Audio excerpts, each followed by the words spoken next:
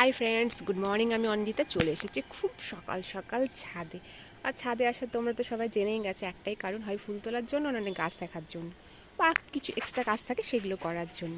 আর এই সকালে দেখো এখনও কিন্তু সূর্য ওঠেইনি, আর আমার স্নান টান কমপ্লিট, পুরো কাঁপতে কাঁপতে চলে এসেছি ছাদে। তার একটাই কারণ, স্নান করে কাপড় জামা মেলবো আর সকালবেলা ফুল তোলার জন্য। তা অ্যাকচুয়ালি যে ছেলেটা ফুল দেই সে না আসছে না কয়েকদিন থেকে।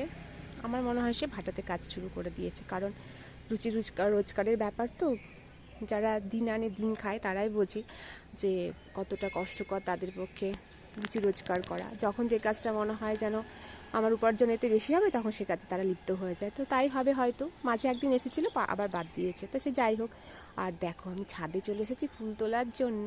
আর এই দেখো ট্যান ট্যানা, এইটা শুনুন না, নিয়ে এসেছে বহরমপুরের বইমেলা থেকে ঝুড়িটা ফুল তোলার জন্য। তা আমি তো ভীষণ খুশি।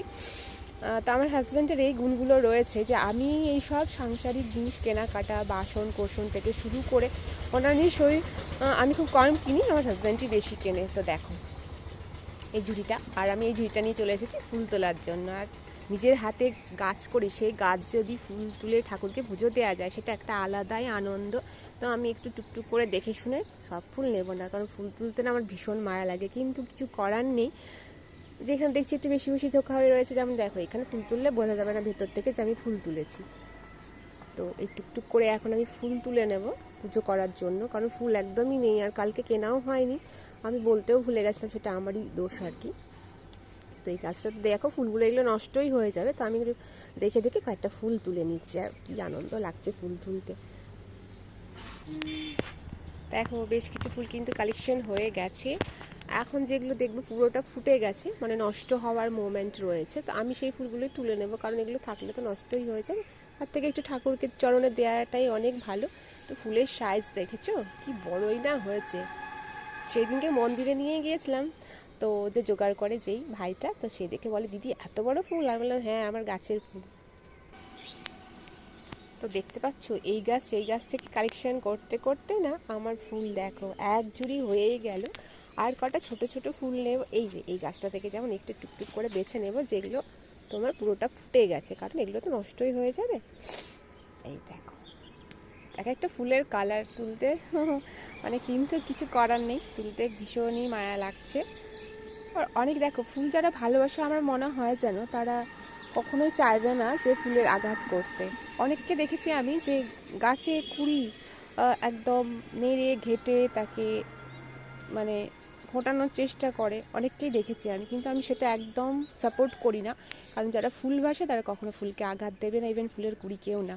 আমি কিন্তু কখনোই ফুলের কুড়ি বা কোনো কিছুকে সেরকম না, দূর থেকে চেষ্টা করি গাছের কি মানে ক্ষয়ক্ষতি হচ্ছে বা কী কেয়ার করা হচ্ছে, সেটা আমি দূর থেকে দেখেই চেষ্টা করি, ওরকমভাবে কখনোই আঘাত করি না, কারণ ফুল তো একটা সুন্দর জিনিস। তো এই দেখো এই কুড়িটা নষ্ট, আমি তুলে নিলাম। আর আমার ফুলের ঢাকা দেখো পুরো ভরে গেছে, এই দেখো দেখেছো ফুল পুরো ভরে গেছে ফুলে। আর এইখানে দুই একটা কালেকশন করে এই গাছটার, যেমন তোমাদের চন্দ্রমল্লিকা তোমাদের আগে দেখিয়েছিলাম, এই গাছটা দেখো ফুটে তো গেছে, এখন আস্তে আস্তে ধীরে ধীরে সবাই দেখো ফেড হয়ে যাচ্ছে, কালারগুলো নষ্ট হয়ে যাবে। তো আমিও এখান থেকে যেগুলো একদম ফেড হয়ে গেছে বা নষ্ট হয়ে গেছে, তো সেইখানটা থেকেই আমি এখন তুলে নেব। প্রচুর হয়েছে সত্যি, দেখো কি দারুণ। সরস্বতী পুজো আস্তে আস্তে যদি ফুলগুলো থাকে তো অবশ্যই ঠাকুরকে দেবো, কারণ এগুলো এখন সবটাই ফুটে গেছে, ধীরে ধীরে নষ্ট হয়ে যাবে। তো আমার ফুল পুরো কমপ্লিট। তো দেখো আমার ঝাঁকাতে কিন্তু রং বেরঙের ফুল তোলা পুরো কমপ্লিট, আর কি দারুণ লাগছে দেখতে, ফুলের ঝাঁকাটা হেব্বি লাগছে দেখতে। তো চলো টাটা বাই বাই আজকের মতন, আবার কোনো ভিডিওতে তোমাদের সঙ্গে দেখা হবে। আর যারা বাগান করো আর এরকম যাদের ছাদে ফুল রয়েছে, তাদের তো একটা আলাদাই আনন্দ, ছাদে আসতে তো ভীষণ ভালো লাগে।